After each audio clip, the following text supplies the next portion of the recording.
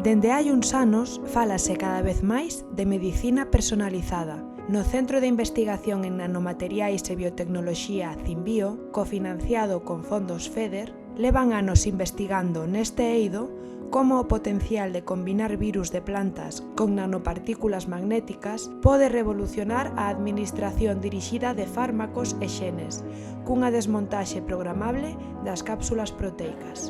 Trátase dun proxecto colaborativo coa Universidade de California en San Diego, coa investigadora Nicole Steinmetz, que é a que nos proporciona unhas estructuras proteicas, de feito son virus de plantas, o virus mosaico da planta do tabaco, que nos aquí o que facemos é incluir nunhas estructuras híbridas que tamén son magnéticas.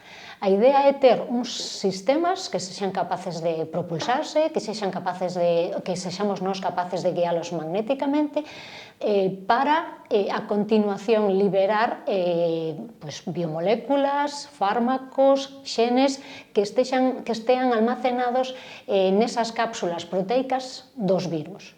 Entón, o que queríamos era mover eses sistemas híbridos que teñen os virus e que teñen a parte magnética, de tal xeito que nun momento dado, coa calor que pode inducir, que pode xerar a parte magnética, libérense as biomoléculas, os xens ou os fármacos que estaban atrapados nas cápsulas proteicas dos virus que forman parte do sistema.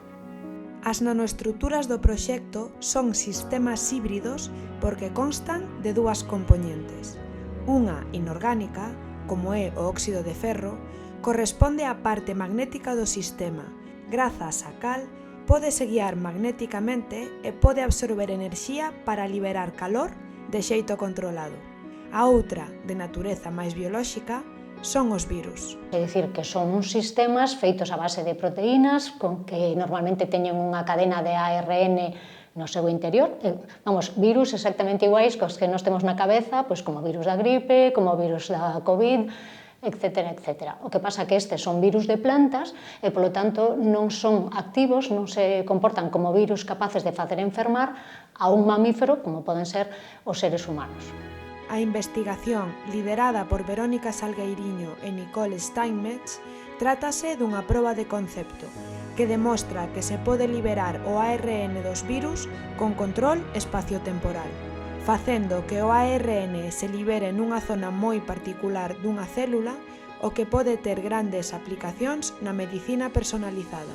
Imaginemos, por exemplo, que eu fun capaz de incluir unha serie xenética que ti queres que esa célula incorpore, entón nós podemos transportalos con estes sistemas híbridos, protexelos mediante as cápsulas proteicas dos virus que non funcionan como tais, porque son virus de plantas, e a continuación, cando a min me pareza, cando considere que alcanzaron o núcleo desa célula, liberar eses xens para que se mimeticen co ADN da célula en cuestión. Hai que ter en conta que temos un montón de enfermidades cunhas casuísticas moi definidas en base a unha persoa determinada, é dicir, que cada persoa pode ter un tratamento exclusivo.